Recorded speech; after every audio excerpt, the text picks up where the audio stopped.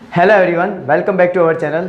Last lectures के अंदर अपन ने द 7 एजेस ऑफ मैन और द नोबल नेचर को कवर किया था। Today we will cover third poem a boy's song written by, ये किनके द्वारा लिखी गई है? By Wilfred Wilson Gibson. Wilfred Wilson Gibson के द्वारा ये लिखी गई है। शॉर्ट में आप बोल सकते हो W.W.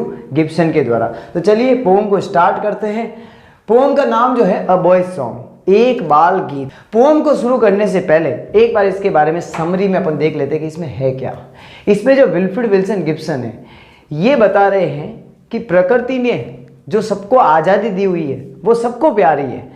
जानवर हो चाहे इंसान हो, जो आज़ादी दी है ना, हर इंसान हर जानवर आज़ाद रहना क्या करता है? पसंद करता है।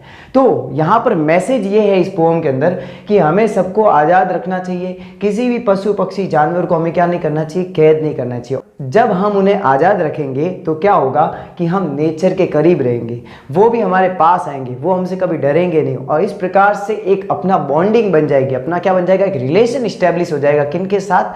प्रकृति के जो ये दूसरे जो जानवर है, पशु पक्षी है, इन सभी के साथ। तो चलिए अब शुरू करते हैं। और ये मेन आइडिया को अगर समझना है तो यहाँ पर भी देख सकते हैं। The poem is about nature's precious gift of freedom to all its inhabitants. जो भी पूरी दुनिया में जितने इनहैबिटेंट्स है, जितने भी निवासी है, उन सभी को जो नेचर ने जो एक प्रीशियस गिफ्ट दिया है, कौन सा गिफ्ट दिया हुआ है? आज़ादी का, उसके बारे में। ठीक है, तो चलिए अब लाइन टू लाइन स्टडी करते हैं। फर्स्ट स्टैंजा में क्या बात हो रही है?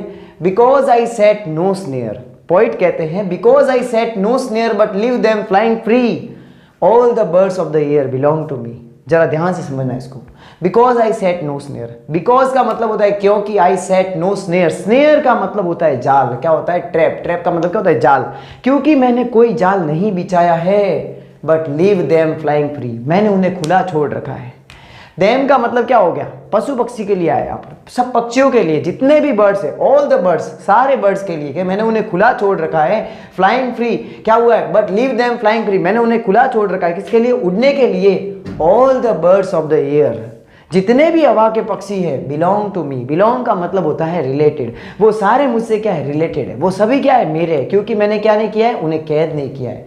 आगे For from the blue tit on the sloe, from the blue tit on the sloe to the eagle on the height, uncaged they come and go for my delight। बहुत ध्यान से समझना इस लाइन को।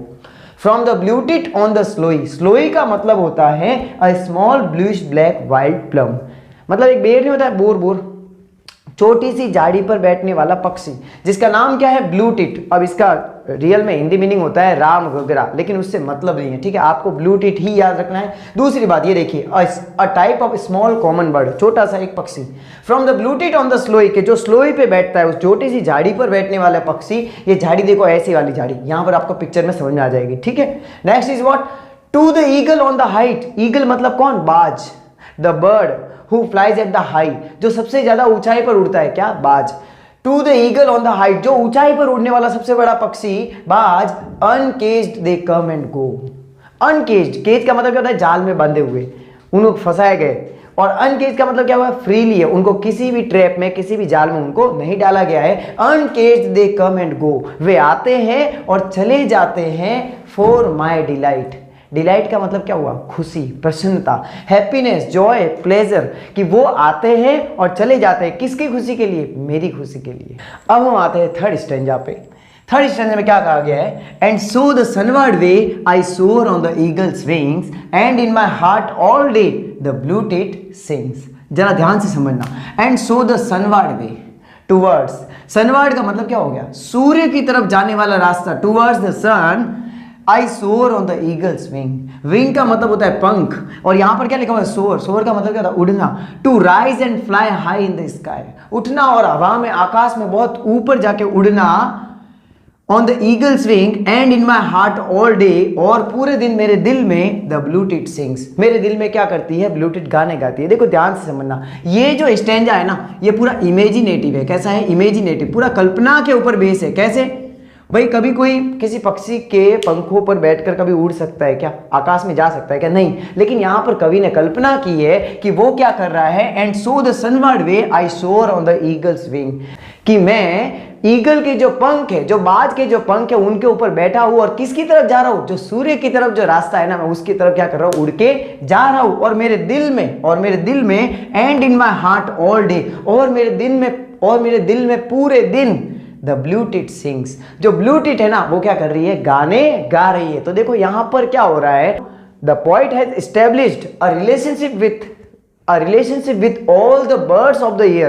And why he became so successful in making a relationship with all the birds? Because he has not set any kind of snare, he has not set any kind of trap for any kind of animal, birds, etc. कहने का मतलब कवि ने किसी प्रकार का कोई जाल नहीं बिछाया, उन्हें खुला छोड़े रखा हुआ है, मतलब वो कभी उनको कैद नहीं करता है। तो बर्ड्स उससे सारे क्या हो गए, इमोशनली अटैच हो गए, और अब वो आते हैं और चले जाते हैं। किसकी खुशी के लिए, कवि की खुशी के लिए। तो यहाँ पर कवि ने एक संदेश दिया है हमें कि हमें कभी भी किसी भी पशु पक्षी जानवर को क्या नहीं करना चाहिए, कैद नहीं करना चाहिए। जैसे हम आज़ाद रहकर खुश रहते हैं वैसे वैसे पक्षी भी आज़ाद रहकर खुश रहते हैं।